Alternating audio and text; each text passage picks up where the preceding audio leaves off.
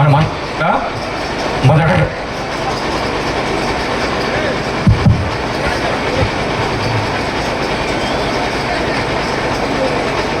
మనందరం కూడా భారతీయులం. చిన్న కూడా I love my country, all Indians are my brothers and sisters అని నేర్చుకున్న వాళ్ళం.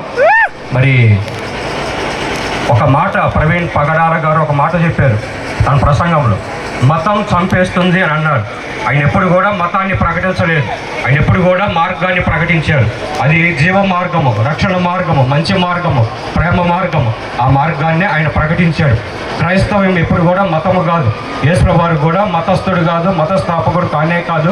ఆయన మార్గాన్ని ప్రకటించిన అద్భుతమైన ప్రేమ కలిగిన దేవుడు.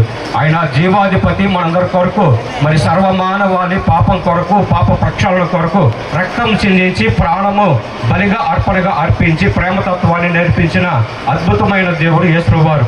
ఆయన ప్రేమలో వచ్చిన క్రైస్తవులందరూ కూడా ఆ ప్రేమ కలిగే ఉంటారు. నిజంగానే ఈ రోజు కూడా ఏ ఒక్క క్రైస్తవుడు కూడా ప్రవీణ్ ప్రగడాల గురించి అంటే గారి గురించి లేకపోతే ఆయన చంపిన వారి గురించి వేరుగా మాట్లాడలేదు, ప్రేమగానే మాట్లాడుతున్నారు. వాళ్ళ భార్య అయితే వారిని క్షమించమని కూడా అడిగింది.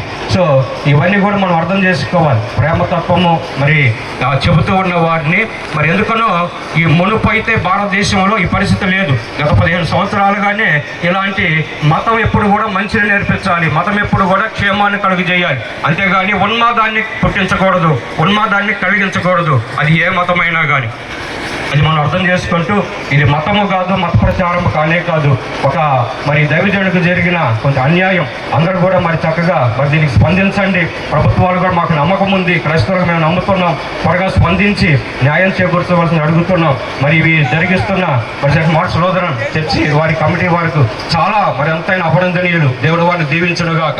అలానే చేరవచ్చిన అందరూ కూడా మరి క్రైస్తవ సంఘీభావాన్ని తెలియజేస్తున్నారు. నిరసన కేవలం మౌనంగానే, మేమేం కూడా ఎలాంటి మరి పద్ధతులు ఉపయోగించట్లేదు, మౌనంగానే చేస్తారు. ఎప్పుడు కూడా క్రైస్తవుల లక్షణమే ప్రేమ, మౌనము, శాంతి. ఇది అందరూ కూడా అర్థం చేసుకుంటారని మరి అందరూ కూడా వందనాలు తెలియజేసుకుంటూ థ్యాంక్ యూ.